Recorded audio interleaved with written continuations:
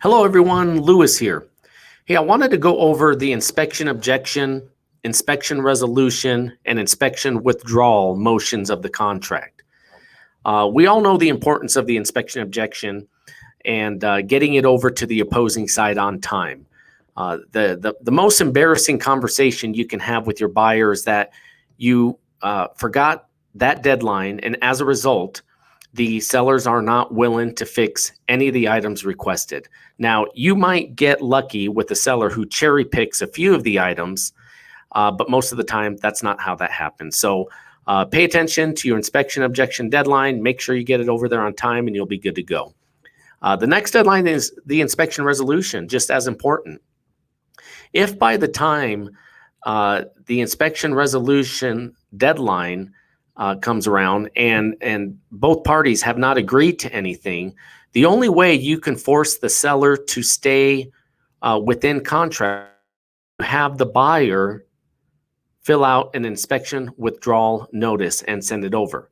Now, you have to have a serious conversation with the buyer and let them know that sending that document over means that the seller does not have to fix anything on the inspection objection notice.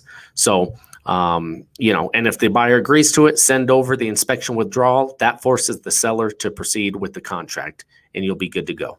So the next thing is, let's say that the buyer wants to proceed without submitting an inspection objection. They like the home. They don't want to ask for any items to be fixed. You do want to have some type of documentation for your protection, and really all parties' protection. So the inspection objection withdrawal should be sent in that scenario as well. And the form you want to use for that is the inspection objection notice, same form. And at the top of that notice, you'll check the box that allows the buyers to sign electronically in section 2. And that's down at the bottom, buyer's withdrawal of inspection objection notice. So you'll have your buyers execute that, send it on over to the opposing side, and you'll be good to go. The reason you want to do that is let's say after the fact, after closing, your buyers call you because they're having some type of issue with the property, whether it's the HVAC system, plumbing, electrical, anything that has to do with the home and the inspection. If they call you and say, hey, Lewis, we're having issues here with the house. Why was this not identified or taken care of or mitigated prior to closing? And that's where you could reference back to the inspection objection withdrawal and settle that right there. So lots of protection for all parties.